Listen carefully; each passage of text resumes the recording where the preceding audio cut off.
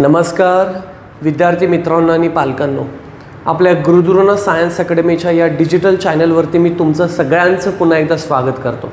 आजची बातमी ही कुठेतरी 11वी आणि 12वीच्या विद्यार्थ्यांसाठी अतिशय महत्त्वाची बातमी आहे। पाठीमागे तुम्हाला आठवत असेल मी एक व्हिडिओ केला होता, एक न्यूज घेऊन आलो होतो की 11वी जिथे 12वी तिथेच। म्हणजे पाठीमागच्या वर्षापासून महाराष्ट्र शासनानं एक निर्णय घेतला की 11वी आणि 12वीच्या ऑनलाईन ॲडमिशन प्रोसेस होणार आणि म्हणून त्या बेसिसवरती आपण जिथे 11वीला ॲडमिशन घेतो तिथेच आपल्याला 12वी करावी लागणार हे जवळपास निश्चित झालं।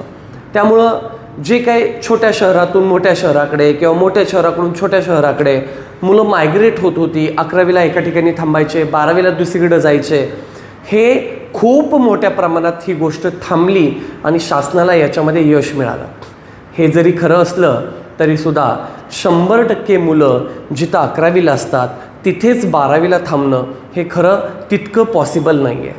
काही जणांच्या पालकांच्या बदल्या होऊ शकतात, काही जणांवर फॅमिलीचे संकट कुठले येऊ शकतात, नॅचरल किंवा फॅमिली डिझास्टर येऊ शकते, काही ट्रॅजेडी घडते आणि याच्यामुळं ज्या शहरामध्ये, ज्या गावामध्ये, ज्या शाळेमध्ये आपण शिकतोय तिथे आपल्याला राहणं कठीण होतं, परिणामी आपल्याला मायग्रेट व्हावं लागतं, दुसरीकडे जावं लागतं।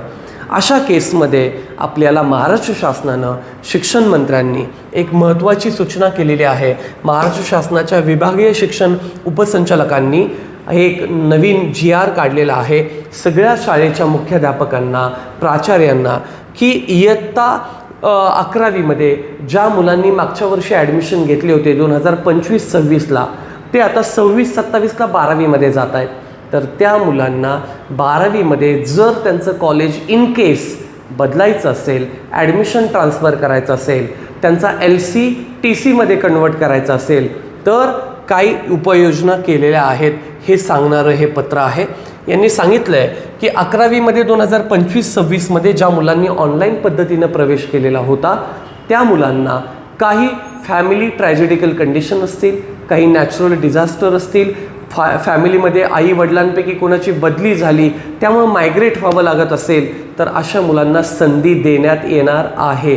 ती संधी कशा पद्धतीनं देण्यात येणार आहेत ते त्या ठिकाणी सांगतायत की या मुलांना संधी देण्यासाठी ऑनलाईन प्रवेश पोर्टलवर अशी सुविधा ते उपलब्ध करणार आहेत। अजून केलेली नाही आहे पण ऑनलाईनच्या वेबसाईटच्या माध्यमातून ती सुविधा उपलब्ध करून दिली जाणार आहे।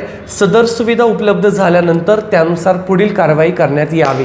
म्हणजे जर पोर्टलवर हे अवेलेबल झालं तर ज्या मुलांना मान्यता प्राप्त कनिष्ठ महाविद्यालय जे आहेत म्हणजे ज्युनियर कॉलेज आपले जे आहेत यांनी नियमानुसार निश्चित केलेले प्रवेश शुल्क ग्राह्य धरण्यात येतील।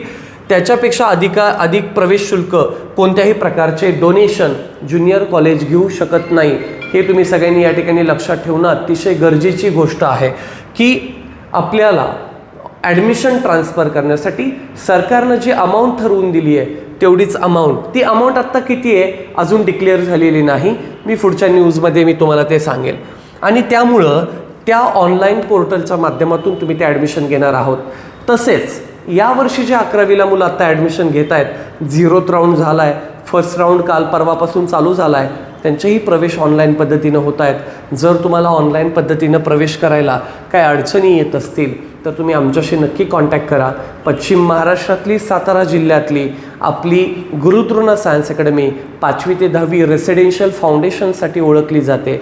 11वी 12वीला पण आपण residential plus non residential JEE NEET NDAच्या बॅचेस, CETच्या बॅचेस त्या ठिकाणी घेतो आणि खूप मोठे रिझल्ट्स आपण आपल्या ताकदीवरती, स्ट्रेंथवरती लावलेले आहेत। तुम्हाला जर याबद्दल काही अधिक माहिती हवी असेल तर आपल्या दिलेल्या या कॉन्टॅक्ट नंबरवर तुम्ही कॉन्टॅक्ट करू शकता।